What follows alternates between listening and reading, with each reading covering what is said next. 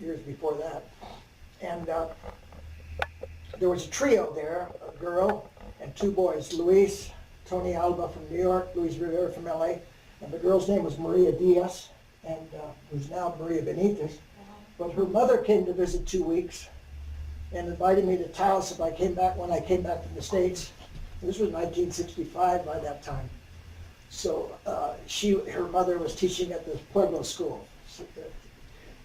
She was teaching at the Pueblo here. And so anyway, so I've been in Taos in 1965.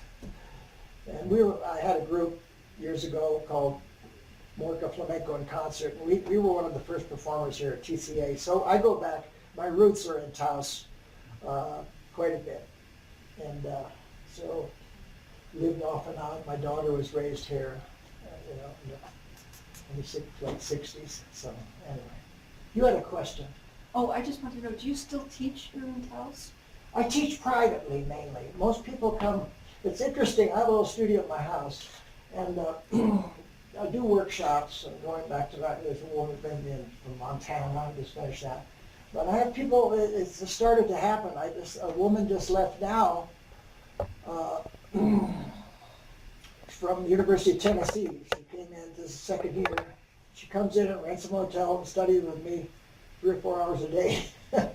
And in my home, it goes away, And every few weeks I teach at the Sundance studio. I have a student right back there, Terry, and a few people come. So that's intermittent for groups, but mostly because I'm kind of in and out. April, I'm off on a tour. Never stop. I can't stop. Go in the Northwest. So mostly it's, I don't teach beginners much anymore. It's just, it's hard. The mind stays young, but the body gets older. I still can do it, right, Ellie? Yes, sir. Yeah. Did you say that the flamenco songs weren't written, so when they perform, say at the Taos Inn or wherever, they make them up as they go, or? Well, some. I don't know, it depends on the traditionalist flamenco. I mean, let's put it this way, Paco Lucia doesn't read music. All the guitarists that I know, with very few exceptions, can read music. They know the structure. I'll give you an example of a true seam, and I've done it many times, not bragging, but this is the truth. If you get a guitarist that knows now, there's a difference of solo guitar and accompany guitar. That's really important. There's a lot of wonderful soloists. Otmar Liebert plays fantastic. He's famous all over, right? He couldn't follow me, even the most basic dances, because he's not an accompanist. An accompanist learns structure. Each flamenco form has a structure. It's like a roadmap, and they're very critical. It's all done with the dancer. It's done with body languages, and singer. It's done with the tone of the singer, where the guitarist puts the sahia or capo, and also the structure of that particular song he's singing. Okay, so here's the analogy. Because people have asked, what's your definition of an advanced dancer or advanced flamenco situation? An advanced dancer, a good accompanist, a good singer should be able to put together a 2-hour concert with a small conversation. No rehearsing. And I've done it many times. I don't have money to rehearse sometimes. One of the most impressive ones for me was, I was doing a workshop in Gainesville, Florida a few years ago. The lady brought me in. Her husband had a very nice place. It was called the Market Street Pub. And college, I was teaching at the university then, and the college kids would come there, and he had a really nice floor. So he said, at the end of the workshop, I'm going to bring this guitarist in from Miami. He was living there, a Spanish guy. His name is Paco Fonta. And he said, I'd like you guys to do a concert, a show at the Market Street Pub, 3 sets kind of thing. So great, he was supposed to come in the day before, and you missed everything. I noticed that, There Teo. was a shootout at the OK Corral. Yeah. So, You're all right, I don't care what the FBI says to that. Hi, Marcia. So anyway, so at the end of the story is, he was supposed to come in the day before. I'd never met this guy in my whole life. He happened to sing real well too. He's from Jaén, which is a part of southern Spain. And so they had this big lightning storm. So he comes in, we pick him up at the airport in Gainesville at like 7 o'clock, and we're supposed to do the show at 8. So we drive, we get there half an hour. So he's in the front seat. Hola, Teo, ¿cómo está? ¿Qué quieres hacer primero? You know? He turns around, what do you want to do for the first show? Yeah. I said, well, let's do the Soy Apple. Okay. What do you want? Yeah, dos letras, 2 verses I want. So we did the first set. It was incredible. I mean, it's like we were married. This guy he was so fantastic. I mean, Jesus. And I danced my guts off, yeah. So we had a little interim there, and, you know, he had his beer, and I had something, water or something. I never touch out. I learned the hard way. That's another story. Never drink when you're dancing. My legs. Even 1 glass of wine. You're up here, it's wonderful, but you know, your legs turn to butter. So the next one. So anyway, we did 3 sets.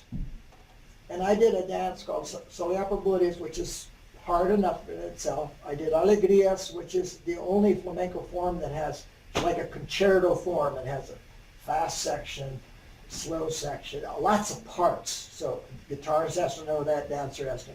And then I finished with Seguirías, which is the most dramatic flamenco. I thought, well, let's go for the whole thing because it's real slow, it's real gutsy, and you know, it takes all your, you know, so, and it was perfect. And that made my day for I don't know, a long time, to this day even, because it was such a wonderful feeling. I mean, we had no time to even, other than talk.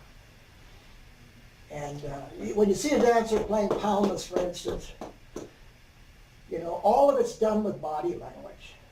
This palmas is setting your tempo, for instance. It's not just hand clap. It has nothing to do with applause clapping, flamenco dance. When you see them clapping, it has to do with part of the rhythm. It has to do with setting your tempo, setting the mood, etc., etc. So that alone I would use at the beginning to set the tempo. If he's going too fast, I slow him down, or vice versa. And he brings this up, just specifically that way. We were on tour. I had believe it or not, I found an agent. This was going back in the late 60s. And this guy from an old-time booking agent in prior men's attractions from Council Bluffs, Iowa, believe it or not, way before National Endowment for the Arts touring program where you had to become non-profit, and that's a whole other story.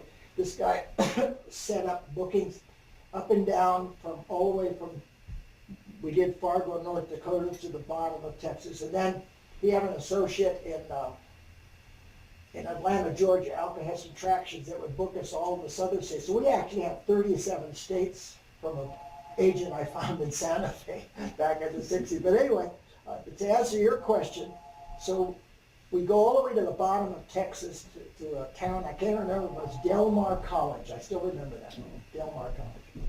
And we would start to dance, and all of a sudden, we, you know, pose.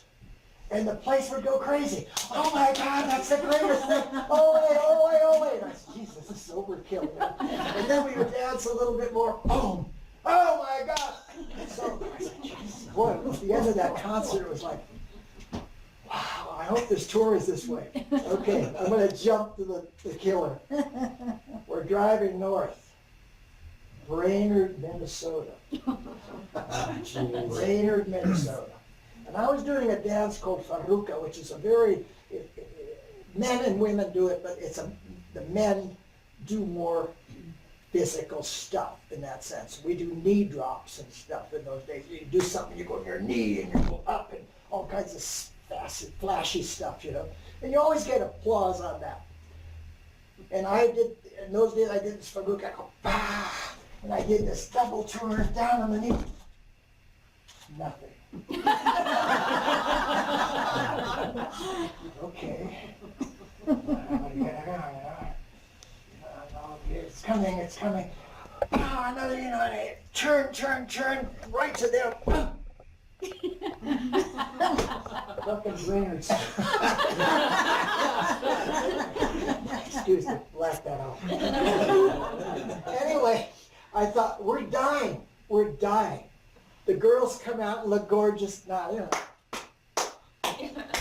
But the funny part is, the whole crowd came back after. And backstage, and they came back, and for one-on-one, they were really, thank you for coming. They couldn't express themselves. It was the worst. So that was from the best to the worst in the same tour. Probably the most exciting, and I have pictures of it, when I was touring Spain. There's a couple of pictures in here. These are caves called Las Cuevas de Nerja, near Malaga on the coast. And in the early 50s, some kids noticed some bats or something flying. And make a long story short, this is 1965 here. The government made a tourist. When we went there, they didn't have an elevator yet, so there's a long walkway they put in, and this big cavern, like Carlsbad Caverns we have in the state. And this one area held 900 folding chairs, and we did a concert there, a couple days there. Took a day to load everything in, and it was pretty fascinating. I mean, in the sense, more ways than one. The park ranger, while we were setting up, he took some of us dancers that wanted to see it, and he said, follow this light. And we went way into the cave, I mean, way the hell in someplace. He said, now stand absolutely still. Just, I'm gonna turn the lights off. And he did. I mean, it was like scary, because if he didn't turn it back on, you're, over. And he said, now I'm gonna show you something. And he showed us these cracks and crevices where there was charcoal, where the cave people lived in there at the time. How they got in and out, maybe with a torch, obviously, but it was amazing that people actually lived in there sometime hundreds of years back. But anyway, I decided to do this one dramatic dance called Seguirilla, and there's a picture of that in here, and so it kind of red lighting, so it had a portable floor, and a Seguirilla has a kind of, one of the very important steps in flamenco, believe it or not, is just the ball of the foot, how you hit that floor. It's called the planta. That's the name of your ball, the ball of the foot. Anyway, this part of your foot is planta. So when you're marking, so kind of that dance has that heavy. And all of a sudden, these bats started to fly out. And they were so the water's dripping from the what I always forget, is it stalagmite or stalactite? Which one is up and down? Which one is down? Tight's top. Slight top? Stalactite top. Isn't that right? Coming down? There we go. Well, anyway, I saw a little bit of water and bats and red lighting. And that was probably one of the most exciting concerts at home. So that one. Now there's another. You're such a wonderful crowd. Can I place a castanet thing for you?